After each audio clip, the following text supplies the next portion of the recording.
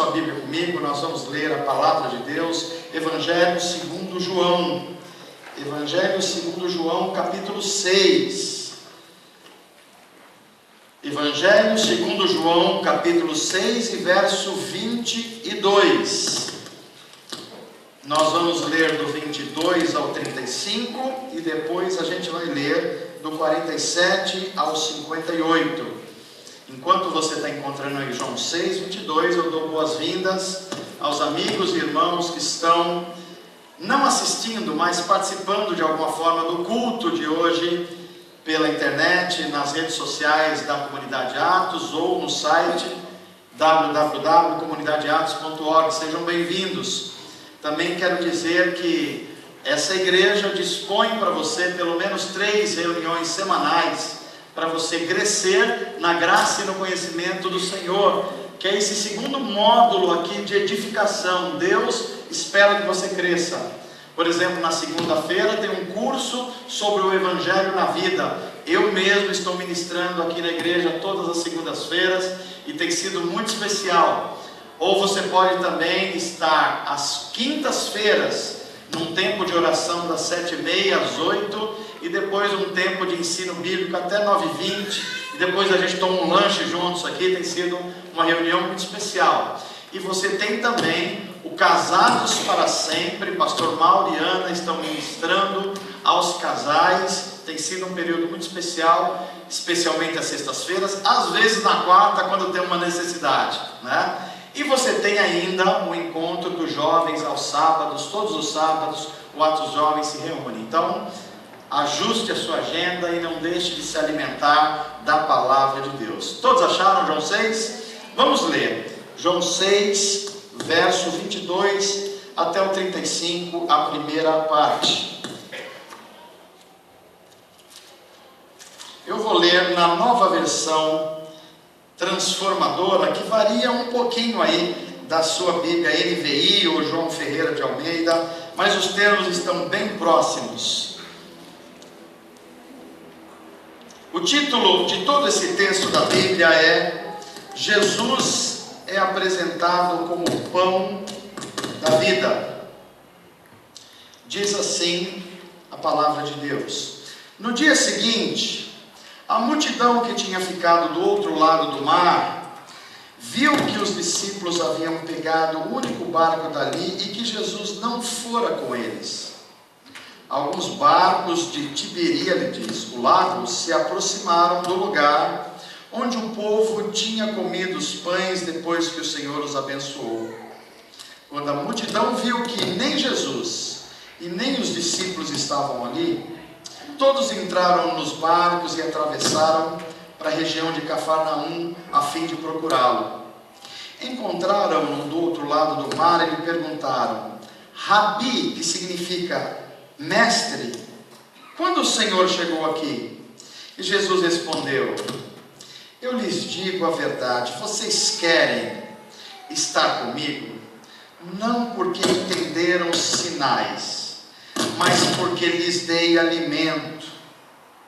Não se preocupem tanto com coisas que se estragam, como a comida, mas usem suas energias buscando o alimento que permanece para a vida eterna, o qual o Filho do Homem pode lhes dar. Pois Deus, o Pai, colocou em mim o seu selo de aprovação. Nós também queremos realizar as obras de Deus, disseram eles. E o que devemos fazer? Jesus lhes disse: essa é a única obra que Deus quer de vocês. Creiam naquele que Ele enviou. E eles responderam: se deseja que creiamos no Senhor, mostre-nos um sinal. O que o Senhor pode fazer? Afinal, nossos antepassados comeram maná, o pão do deserto. E as Escrituras dizem: Moisés lhes deu de comer pão do céu. E Jesus disse: eu lhes digo a verdade, não foi Moisés quem lhes deu o pão do céu. É meu Pai quem dá o verdadeiro pão do céu a vocês. O verdadeiro pão de Deus é aquele que desce do céu e dá vida ao mundo. Senhor, dê-nos desse pão todos os dias, disseram eles, e Jesus respondeu: eu sou o pão da vida. Quem vem a mim nunca mais terá fome. Quem crê em mim nunca mais terá sede. Dê um pulo aí agora ao verso 47, que diz assim: eu lhes digo a verdade, quem crê tem a vida eterna. Sim, eu sou o pão da vida. Os seus antepassados comeram maná do deserto, mas morreram. Quem comer o pão do céu, no entanto, jamais morrerá. Eu sou o pão vivo que desceu do céu. E quem comer deste pão viverá para sempre. E este pão que oferecerei para que o mundo viva é a minha carne. Então os judeus começaram a discutir entre si a respeito do que ele queria dizer. Como pode esse homem nos dar a sua carne para comer? Perguntavam. Então Jesus disse novamente: eu lhes digo a verdade, se vocês não comerem a carne do Filho do Homem e não beberem o seu sangue, não terão a vida em si mesmos. Mas quem come a minha carne e bebe o meu sangue, terá a minha vida eterna, e eu o ressuscitarei no último dia. Pois a minha carne é a verdadeira comida e o meu sangue é a verdadeira bebida. Quem come a minha carne e bebe o meu sangue, permanece em mim, e eu nele. Eu vivo por causa do Pai, que vive e me enviou. Da mesma forma, quem se alimenta de mim, viverá por minha causa. Eu sou o verdadeiro pão que desceu do céu. Seus antepassados comeram maná e morreram. Quem comer este pão não morrerá, mas viverá para sempre. Amém. Vamos orar? Deus, nosso Pai amado, nós te agradecemos pela tua palavra. Te agradecemos porque ela nos apresenta Jesus Cristo, o pão vivo para as nossas fomes existenciais. Cada um de nós chegou aqui nessa noite ou passou por essa semana com muitos desejos de se alimentar de algo.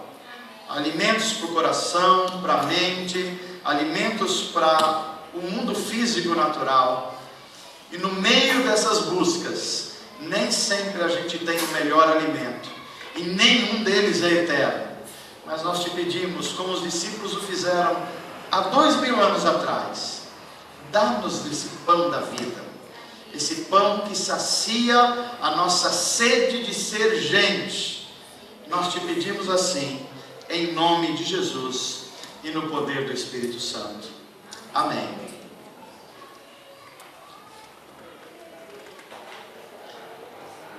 Meus amados, nós estamos hoje naquele que é considerado o culto mais singular, mais importante da fé cristã, que é o culto em que nós celebramos a ceia do Senhor.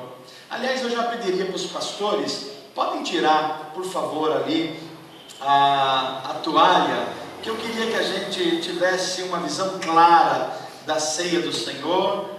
Pão e vinho, dois elementos que têm um significado que ao longo da história da vida dos discípulos de Jesus demonstram que enquanto a palavra de Deus é pregada, a Bíblia Sagrada, a ceia do Senhor, o pão e o vinho, é a palavra de Deus vista. Quando nós olhamos para o pão, quando nós olhamos para o vinho e dele participamos, há algo sobrenatural acontecendo. Nós não estamos praticando apenas um ritual, nós estamos obedecendo um chamado do próprio Deus para participar da sua própria vida, a vida de Jesus Cristo. É por isso que no texto que nós lemos agora, Jesus insiste: os pais de vocês, os antepassados, eles comeram um maná do deserto. Jesus está se referindo a um pão físico que ao comer traz uma saciedade, mas algumas horas depois já se tem fome. Jesus diz: eles comeram e voltaram a sentir fome, mas eu sou o pão vivo que desceu do céu. que se você se alimentar de mim, das minhas palavras, dos meus mandamentos, do meu exemplo de vida, se você se alimentar disso, vai jorrar de dentro de você rios de água viva. Uma vida que começa agora e entra para a eternidade, vai começar a ser uma realidade na sua vida. E é por isso que os cristãos, pelo menos uma vez por mês, os que foram batizados e foram aliançados com Deus, participam da ceia do Senhor. Quando a gente come o pão, quando a gente toma do vinho, nós estamos crendo que o Cristo que ressuscitou e vive está espiritualmente entre nós, nos transformando e nos levando a viver a vida que Deus quer que nós vivamos. Isso é a ceia do Senhor, é um sacramento, é um mandamento, e Jesus mandou a gente fazer isso até que Ele retornasse. Aliás, o grupo de louvor cantou uma música hoje que fala de Maranata. Maranata é uma palavra que traduzido significa: ora vem, Senhor Jesus. O Duda também cantou uma música que evocou o desejo de todo discípulo de Jesus, que ele venha e retorne ao nosso mundo e faça o nosso mundo pleno de justiça. Tudo isso é uma expressão que a Bíblia Sagrada nos dá uma direção, e de que até que Ele venha, o Rei venha e retorne, e todas as promessas de Deus sejam cumpridas no mundo, até que Ele venha, a ordem é: comam do pão que é a minha carne, tomem do vinho que é o meu sangue. Eles representam uma nova aliança. À medida que eu pensava sobre essa mensagem hoje, eu fiquei pensando sobre os desejos humanos, as fomes que o ser humano tem. E eu fiquei pensando em dois artistas populares que cantaram duas músicas falando dessas fomes que o ser humano tem. Um deles, John Lennon, Beatle John Lennon. Na década de 60 para 70, praticamente toda a juventude, até hoje cantamos essa música, Imagine. E o John Lennon fez uma letra bela, uma poesia bela, dizendo assim: imagine um mundo que não haveria mais fome alguma. Imagine um mundo onde os homens dariam as mãos uns aos outros, independente da raça, da condição econômica, independente de qualquer outra diferença. Imagine um mundo onde ninguém agride mais ninguém. E o John Lennon continuava: imagine um mundo que não precisa dos sistemas políticos oprimirem ninguém. E aí ele chega também a uma conclusão curiosa. Ele diz assim: imagine um mundo sem religião, onde todos seriam irmãos e não precisaria mais de ninguém dizendo a cada um deles o que fazer. Curiosa essa frase de John Lennon. É um desejo humano por redenção. É um desejo humano de falar assim: tem muita coisa errada no nosso mundo. Não era para ser assim. E é um sonho no coração humano que esse mundo seja diferente. Por quê? Porque o ser humano tem fome. Fome de paz, fome de justiça, fome de acolhimento, fome de não ver violência, fome de ter a sua família criada. Tem fomes existenciais. Isso é um artista. O outro, a banda Titãs, uma banda gospel. Já ouviu essa banda ou não? Não? Você não ouviu essa banda? Pois é, eles cantam algumas coisas que são besteiras, mas algumas coisas são boas. E eles cantaram um tempo atrás, dizia assim: você tem fome de quê? Você tem sede de quê? E a música dizia: a gente não quer só comida, a gente quer ter esperança, a gente quer amor, a gente quer compreensão, a gente quer acolhimento. O ser humano não vive só de trabalhar e ir para casa trabalhar, não. A gente tem fome de esperança, a gente tem fomes.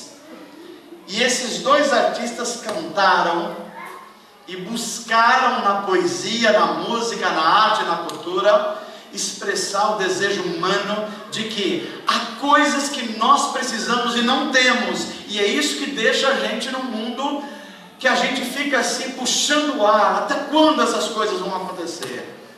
Pois bem, diante dessas perguntas dos artistas, você tem fome de quê? Você tem sede de quê? Aparece Jesus Cristo nas palavras de João Batista, no capítulo 6 do seu evangelho, dizendo assim: a vocês que têm fome de um mundo sem guerra, a vocês que têm fome de um mundo sem violência, a vocês que têm fome de transcendência, de ser eternos, pois bem, eu sou o pão da vida para as suas fomes existenciais. Amém. Glória a Deus. E à medida que Jesus vai falando sobre isso, nós vamos ver que os desejos de John Lennon, os desejos da poesia, da música do Titãs, elas vão sendo respondidos pela Bíblia Sagrada, porque Jesus vai falar de algumas fomes que o ser humano tem, e de algumas sedes da alma, do espírito e do corpo, que Ele é o pão da vida para isso. E que fomes são essas? A primeira delas é que Jesus se apresenta como pão para o sustento material. Se nós perguntássemos hoje para muitos de nós, ou todos nós aqui, a gente ia falar assim: olha, no que diz respeito à sua vida física material, você tem fome de quê? Você tem sede de quê? E talvez a gente ouvisse respostas assim: pastor, o que está me tirando hoje o sossego é que eu não estou conseguindo dar o sustento para a minha família. E uma das coisas que eu preciso é de um trabalho, ou eu preciso de um trabalho melhor, ou eu preciso de condições melhores, porque quem é que não tem sede de cuidar dos filhos? Quem é que num momento como o Brasil está hoje, a gente não pensar assim: e os meus pais que estão envelhecendo, como é que eu vou cuidar deles? Fomes materiais, eu gostaria de ter sustento para isso, para que eles tivessem uma boa velhice.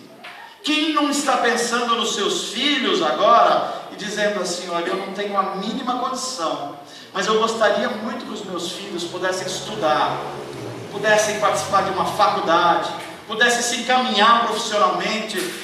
Essa é uma fome que eu teria hoje, diria alguns de nós. Alguns outros talvez falarem assim: pastor, eu estou no momento de uma definição profissional, eu preciso de alguma coisa que me dê mais segurança no momento que eu estou entrando na maturidade da minha vida. Ou talvez alguns que já chegaram nessa fase falariam assim: olha, a minha fome hoje é que eu consiga me aposentar, porque dependendo da situação, está difícil se aposentar no Brasil, né, gente? Talvez com 60, com 65, dependendo das reformas, com 70, isso vai dando uma ansiedade no coração. E para estas questões de fome material sobre a vida, sobre as necessidades da vida, Jesus nos ensinou a orar assim: Pai, dá-nos hoje o pão nosso de cada dia. Você tem orado isso, gente? Amém? Mas tem orado mesmo? Porque se você não está orando sobre isso, a única alternativa é você estar se preocupando e muito sobre isso. Jesus disse assim: quando essas coisas se abaterem sobre você, quando essas fomes, que são necessidades legítimas, se abaterem sobre você, vá ao seu quarto, fale com o Pai, apresente as suas necessidades, diga: Senhor, isso está gerando fome e medo no meu coração, e eu não quero carregar esse peso na minha alma, está muito pesado. Dá-nos hoje o pão nosso de cada dia. Algo legítimo para você orar e pedir.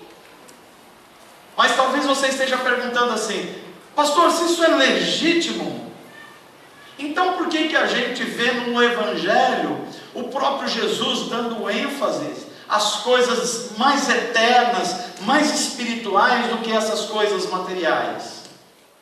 Aí a gente volta para os evangelhos e vai ver que, na verdade, Jesus nunca impediu alguém de pedir para uma necessidade. Por exemplo, a Bíblia Sagrada diz assim, que Jesus diz: orem, batam a porta, insistam, falem com o Pai sobre as vossas necessidades. Alguma coisa que você precisa, fale com Ele a respeito disso. A Bíblia incentiva a fazer. Mas você deve ter percebido que na oração do Pai Nosso tem um detalhezinho aqui: Pai, dá-nos o nosso pão de cada dia hoje. Sabe quando as necessidades de pão material começam a ser não mais legítimas? Quando a gente não está preocupado com o pão de hoje, de cada dia.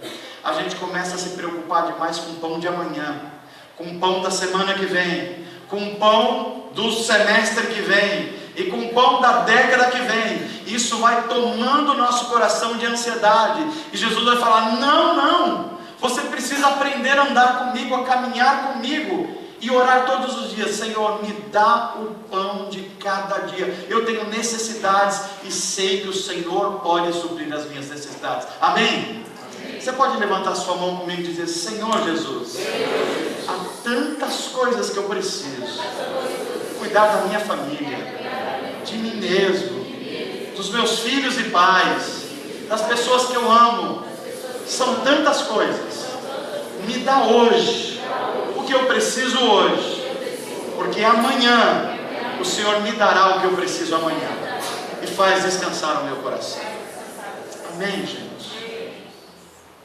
Eu sou o pão da vida para você que tem fome de necessidades materiais. Mas Jesus não para por aí. Ele sabe que o ser humano não precisa só de comida. Ele sabe que o ser humano não precisa só de bebida. A gente quer mais. A gente quer esperança. A gente quer acolhimento. A gente quer ser reconhecido. E é para estes que Jesus se vira e diz assim: a vocês que têm fome de necessidades emocionais, eu sou o pão da vida para saciar a sua fome. E é curioso quando a gente olha para o ser humano, cada um de nós, a gente sempre acha, ou melhor, tem a expectativa de que o que nos faz feliz é a gente ser amado. É ou não é, gente? Deixa eu fazer uma pergunta bem particular para você. Você se sente amado? Você se sente amada? É, né? Agora deixa eu dar um grau para você, de 1 a 10, considerando o seu pai, sua mãe, o seu esposa se você for casado, os seus filhos, os seus amigos. De 1 a 10, você acha que é amado quanto? Opa, teve alguns mais corajosos. Tem alguns que nem falaram nada aqui, hein? Deixa eu ver aqui, uma pesquisa. Quem acha que é amado assim, olhando para a sogra, para o sogro, para a mãe, para o pai, para o filho, até nota 4, mais ou menos, até nota 4. Ah, estamos bem, todo mundo é mais que 4 aqui. Então vai, média de escola, 5 até 7. Quem é amado na média de 5 e 7? Quem está muito contente, até 7 pelo menos. Algumas das pessoas mais corajosas. Isso. Agora, quem acha que está sendo amado assim muito, muito bem pela esposa e pelo esposo, os filhos reconhecem o seu valor, todo dia chega perto de você: você é o melhor pai e mãe do mundo, eu quero te obedecer, porque você é a voz de Deus para mim. A esposa que olha para o esposo e fala assim: olha, eu vejo Cristo em você. Cristo deu a vida pela sua igreja, eu tenho certeza que você daria a sua vida por mim. Se é o seu caso, é nota 10. Levanta a mão, só para eu saber aqui. Não, você tem que dar salva de palmas para essa gente toda.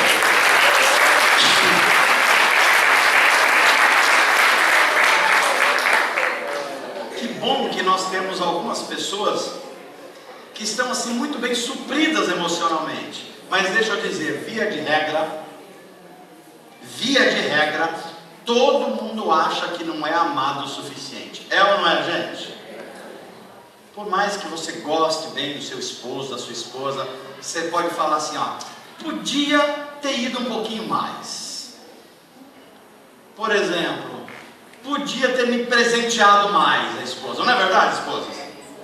Podia ter feito alguns serviços que manifestasse o amor por mim, podia ou não podia? Ó, está aumentando isso. Teve uma voz mais enfática aqui, não é isso? A gente acha, e com razão, que a gente deve ser amado mais. Por quê? Porque um ser humano só se sente realizado se ele for amado. Se a gente não for amado, você pode ter o bem material que você tiver, você pode ter pão para suas fomes materiais, mas se você não se sentir amado, a vida não está completa. E Jesus sabia disso. Tem mais, o ser humano tem fomes emocionais de ser reconhecido. Se tem uma coisa que nos apequena como ser humano, é quando a gente não é reconhecido em alguma coisa. É ou não é, gente? Você faz um monte de coisa.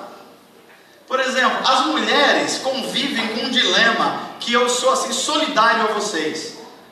Tem alguns homens e até mulheres que fazem essa pergunta, o que é mais absurdo ainda. Sabe aquela mulher que cuida da casa o dia inteiro, levanta cedo, põe roupa para bater lá na máquina, faz café da manhã, algumas saem para o trabalho, e as outras ficam cuidando dos filhos, aí tem almoço para fazer, à tarde tem roupa para passar, tem não sei o que para cuidar, leva filho, traz filho, leva de novo no judô, lá aquela vida toda. E aí alguém pergunta para essa mulher assim, você trabalha? Aí ela fala, eu cuido da minha família. Ah, só isso. Só isso. Só isso. Que ocupa desde as 7 da manhã até as 7 da noite. Só isso. Ah, eu achei que você trabalhava. Não, eu brinco de ser família. Eu brinco de ser mãe. Eu brinco de ser esposa. Não. Por quê? Porque a falta de reconhecimento apequena a gente. A gente não se sente completos na vida. E Jesus sabia disso. Jesus sabia que o ser humano precisa ser acolhido no momento que ele não se sente acolhido. Eu não sei vocês, mas tem abraços que a gente recebe em alguns momentos da vida que vale por R$1 milhão. Não é não, gente? Sabe um dia que você se sentiu assim, que você não está acolhido, que as pessoas nem perceberam, que o seu semblante está mostrando que você está meio caído, que você não está legal, mas aí alguém assim tem uma luz de Deus na mente e fala assim, aquela pessoa não está legal, eu vou lá hoje e vou dar um abraço bem apertado nela. Você já sentiu isso? Alguém já sentiu isso aqui uma vez? Não é bom demais? Porque isso faz de nós pessoas que estão sendo alimentados na alma, alimentados nas emoções. Ser amado, não ser indiferente, ser percebido, ser acolhido, ser reconhecido, isso enche o nosso coração de alegria, é como um alimento para a alma. É por isso que a Bíblia vai dizer que amigos tão próximos, que eles são mais chegados que um irmão. Às vezes Deus coloca na nossa vida pessoas que são até meio estranhas para a gente, para a família, mas elas tratam a gente como se fosse assim, até mais que um irmão biológico. Pessoas que a gente pode confiar, pode confidenciar, pode pedir uma oração, pode falar assim, ó, você pode orar por mim? Pode confessar um pecado e falar assim, ó, ora por mim que eu preciso me livrar disso. E aí Deus coloca essas pessoas na vida da gente e é um bálsamo. E Jesus está dizendo assim, aqueles que confiam em mim, não só eu vou dar a eles amigos espirituais, como eu vou ser o amigo mais chegado com o irmão. A Bíblia Sagrada chega a dizer assim, pode uma mãe abandonar o seu filho, mas eu jamais abandonarei você. Olha que promessa de Deus. Quando a gente pensa num amor de mãe, um amor de filho, a gente acha que o cúmulo é a mãe abandonar um filho ou um filho abandonar a mãe. Pois bem, Jesus está dizendo assim, mesmo que isso acontecer, se você se alimentar de mim, das minhas palavras, da minha vida, do meu testemunho, você terá um amigo mais chegado que o irmão. Amém, gente? Se você puder, levanta sua mão de novo e diga assim: Senhor, para além das minhas necessidades materiais, eu preciso suprir a minha alma, que ela também tem fome. Fome de acolhimento, fome de ser reconhecido, fome de ser acolhido e fome de ser amado. E eu quero comer esse pão da vida, que é o pão vivo que desceu do céu, pela glória de Deus.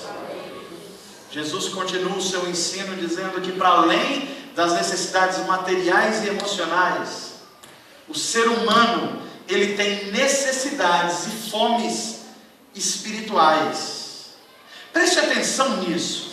Nós somos seres espirituais. O que significa que nós somos seres espirituais? Significa que o ser humano, ele é um animal racional. O ser humano, ele tem apetites e ele tem instinto. Mas ele não fica no apetite e no instinto, ele tem inteligência. O ser humano pensa, ele reflete sobre a vida, sobre as decisões. Isso quer dizer que você é um ser espiritual. É por isso que Paulo e os apóstolos e Jesus vão advertir que o nosso culto tem que ser um culto racional. É um culto da inteligência, que você reflete sobre o que você está fazendo. Isso é, só seres espirituais podem fazer isso. Paulo jamais falaria um animal para isso. Porque Paulo sabia que o animal, ele age por instinto. Nós seres humanos não. Veja, um animal, se você tem um pet, um gato, um cachorro, hoje tem uns pets, mas tem gente que vira até dragãozinho em casa, né? Mas eu estou falando dos mais comuns. Você sabe que ele quer fazer 3 coisas basicamente. O que é, gente? Primeiro, comer. Depois, brincar, se divertir um pouquinho e depois dormir. Para depois de dormir ele quer fazer o quê? Comer de novo. E depois de comer, brincar ou se reproduzir, dependendo do ambiente como ele está. E depois? Pois é, e depois? Não vai terminar nunca isso. Por quê? Porque ele existe por instinto. O instinto dele é: quero comer, come. Depois, quero descansar, descansa. Depois, quero brincar ou procriar, faz isso. E depois, segue o ciclo de novo. Mas o que a Bíblia está dizendo é que você não é um animal irracional. Você é um ser espiritual.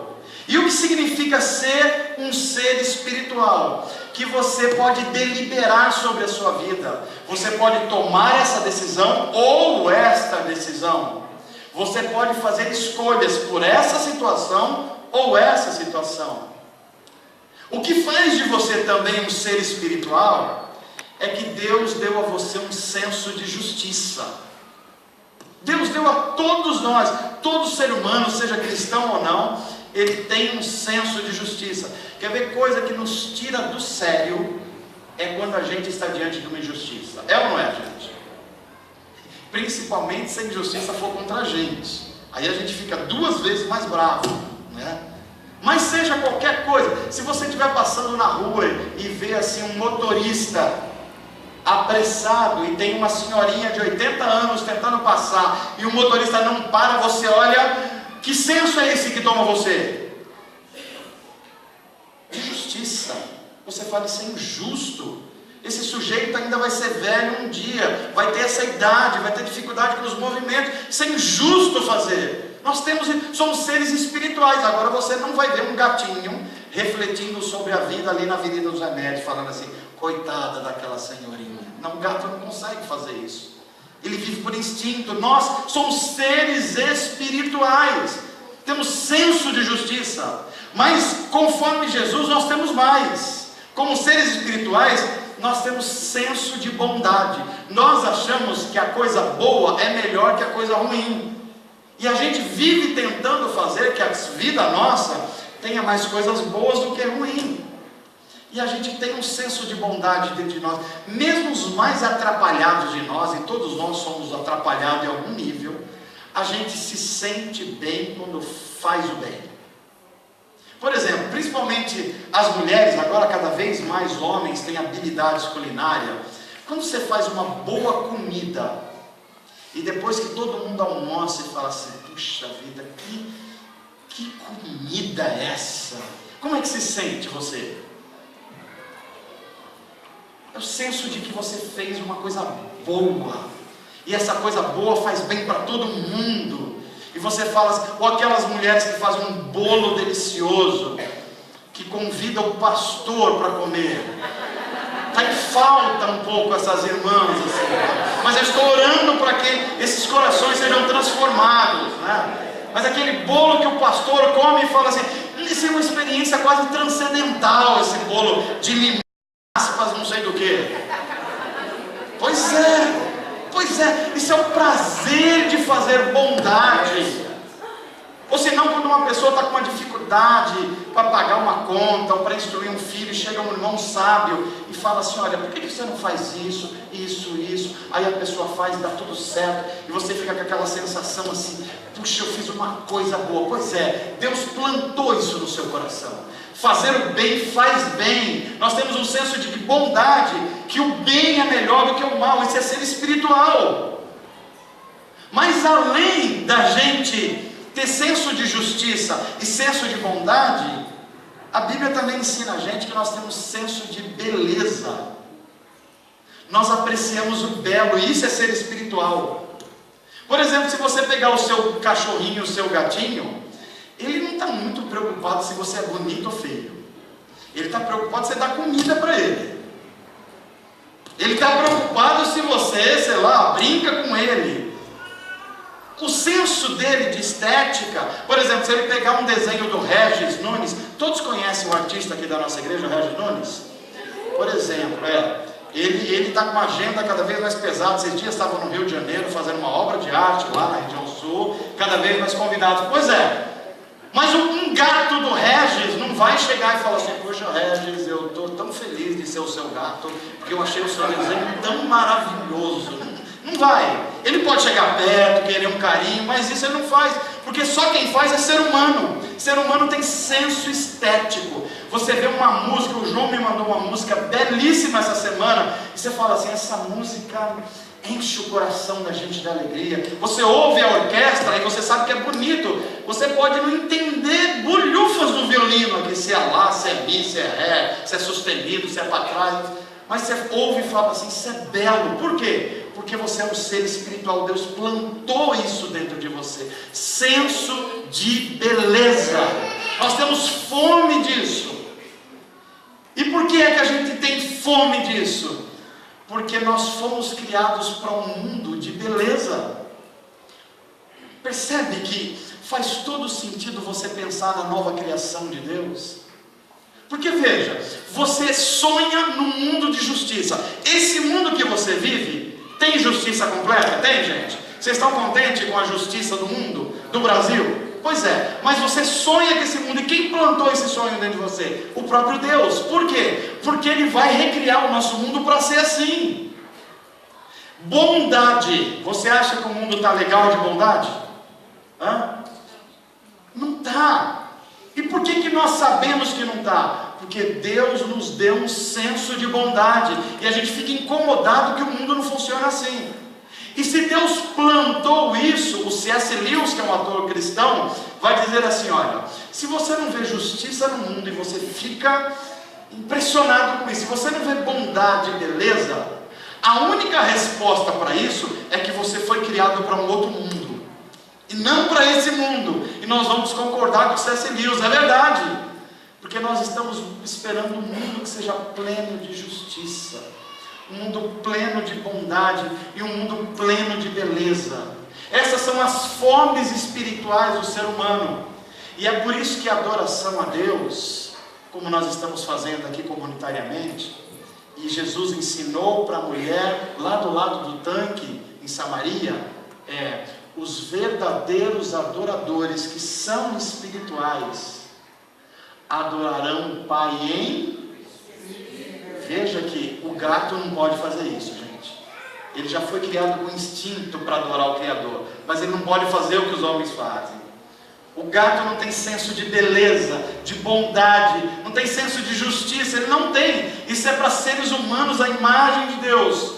A verdadeira adoração é em espírito e em verdade. Só ser humano pode fazer isso. Tenta perguntar para o seu cachorro, fala assim, 2 mais 2 é 4, é verdade? Ele faz, au, au. É o máximo que ele vai fazer. Por quê? Porque só nós, seres humanos, fomos criados seres espirituais à imagem de Deus. Isso quer dizer que só nós podemos agir no poder do Espírito Santo para transformar o ambiente e o mundo que nós vivemos. Só nós, seres humanos, podemos ser instrumento da justiça, da bondade e da beleza para transformar o mundo que nós vivemos. E é por isso que Jesus, em João 6, vai dizer assim: você está com fome de quê? É o seu medo do futuro? É a sua profissão que você está com medo? Você está com medo de quê? Você não está sendo acolhido? Você não tem amigos? Você não está sendo saciado emocionalmente? Você tem fome e sede de quê? Você está com fome e sede de justiça? Fome e sede de bondade? A sua vida está muito enfeiada e o mundo que está ao seu redor está muito feio, está muito sem graça, está muito descolorido. Pois é, eu queria que você experimentasse a se alimentar da minha vida em você, porque eu sou o pão da vida para as suas necessidades. Eu sou a água viva. As palavras de Jesus têm tudo a ver com as nossas necessidades. Aquilo que nos está faltando, Ele vem e diz assim: se você está com fome disso, não tente procurar em outras coisas. É curioso como Jesus não só é o pão da vida, como é o alimento certo para a vida.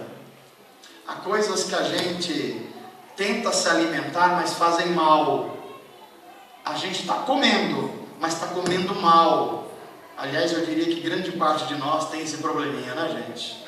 A gente precisa se alimentar, mas quando vai fazer isso, ou faz mal ou faz exageradamente, o que é mal também, né? Mas o que Jesus diz é: para suas sedes eu tenho água viva, e para suas fomes existenciais eu sou o pão da vida. Nós vamos participar da mesa do Senhor, e ali tem um símbolo de um pão representando a vida de Jesus Cristo. E ali tem um suco de uva representando o sangue de Jesus Cristo. Nós vamos cantar daqui a pouco com a nossa orquestra uma música que diz assim: pelo sangue fomos redimidos, sim, pelo sangue carmesim, porque no sangue há vida. Por isso que os cristãos falam tanto no sangue de Jesus. Não é que a gente tem alguma neura com sangue, não é. É porque no sangue há vida. Podem tirar um coração de você, uma máquina pode substituir. Pode tirar um rim, uma máquina substitui. Pode tirar um pulmão, uma máquina substitui. Mas você não pode viver sem sangue. O máximo que o ser humano consegue é dar uma limpadinha nele. Mas viver sem sangue você não vive. Por quê? Porque no sangue há vida. Quando nós cantamos assim: o sangue de Jesus nos dá vida e nos purifica, nós estamos dizendo que a vida dele invade a nossa vida e sacia a nossa fome e a nossa sede dessas necessidades materiais, emocionais e espirituais. Você crê que essa verdade está diante de você hoje e você pode se saciar do pão da vida? Então eu queria fazer uma oração com você enquanto nós nos preparamos para cantar. E eu queria que você fechasse os teus olhos e nesse momento colocasse diante de Deus as suas necessidades. Do que é que você está tendo tanta fome e tanta sede? Se for as coisas e as necessidades materiais da vida, Jesus está nos ensinando a orar: Pai, o pão nosso de cada dia nos dá hoje. Se as suas necessidades são de amizade, de relacionamento, de acolhimento, de amor, de reconhecimento, Ele está dizendo: eu sou o pão da sua vida, e pode vir a mim, que eu sou manso e humilde, o meu fardo é leve, o meu jugo é suave, e você encontrará em mim descanso e alimento para a sua vida. Talvez você esteja como um ser espiritual que é, precisando de comida e bebida para o espírito. Você precisa recuperar o seu senso de justiça. Você não sabe mais o que é vingança e o que é justiça. Você está buscando justiça, mas na verdade lidando com a vingança. Você não consegue mais perdoar, não consegue também ser perdoado. Isso é fome de Deus. Talvez a sua necessidade mais premente seja voltar a ver beleza no mundo, beleza na sua família, beleza numa criança, numa flor, beleza na existência. Talvez você foi roubado de tudo isso e você está com uma fome de ser alegre de novo, de ter esperança de novo, de acordar de manhã e falar assim: vale a pena viver, a vida é melhor do que a morte, a vida tem bondade, tem beleza e tem justiça. Qual é a sua fome e a sua sede? Para aqueles que cantaram com John Lennon ou com Titãs, a gente quer mais do que comida e bebida. Jesus Cristo se apresenta: eu sou o pão da vida para a tua existência. Eu sou o pão da vida para as suas necessidades da alma, as necessidades do espírito e também as necessidades do corpo. Se você se alimentar de mim, da minha palavra, da ceia do Senhor, o sacramento, se você se alimentar do meu testemunho de vida, se você tiver um relacionamento pessoal comigo em oração, se a minha palavra estiver diariamente no teu coração, as suas sedes e fomes da alma e do espírito serão saciadas. Vinde a mim, os cansados e sobrecarregados, vinde a mim que eu vos aliviarei. Eu vou tirar um fardo pesado da sua vida e te dar um fardo leve, um jugo suave, para você poder caminhar livremente, vendo beleza, justiça e bondade na vida. Vinde a mim, os ansiosos. Pedro vai nos dizer: lançai sobre ele, que é o pão da vida, as vossas ansiedades, e ele terá cuidado de vocês. Pai, eu oro agora pelos meus irmãos, na iminência de participarmos da ceia do Senhor. Pode ser que há muito peso no nosso coração, há muitas fomes que precisam ser supridas, fomes de companhia, fomes de amigos sinceros, fomes de ter esperança para o futuro, Senhor, fome de ver beleza no mundo novamente, fome de acreditar nas pessoas, fome de ser perdoado, fome de perdoar, Senhor, para todas essas fomes. Que o Senhor seja o pão da vida e a água da vida nessa noite. Participarmos da ceia do Senhor, algo sobrenatural esteja de fato acontecendo em espírito e em verdade. A gente se alimentando do próprio Cristo, do próprio pão da vida, para recuperarmos a nossa força e ir para o chão da vida, o chão da existência. Faz isso nessa noite, Pai. Nós nos rendemos, nós pedimos perdão pelos nossos pecados. Nós queremos que o Senhor lave os nossos pés, e a gente lave os pés uns dos outros. Essa é a ceia do Senhor, a festa ágape, a festa do amor, a festa do perdão, a festa do recomeço, a festa da reconciliação com Deus e com o próximo. Em nome de Jesus nós te honramos e te agradecemos. Amém.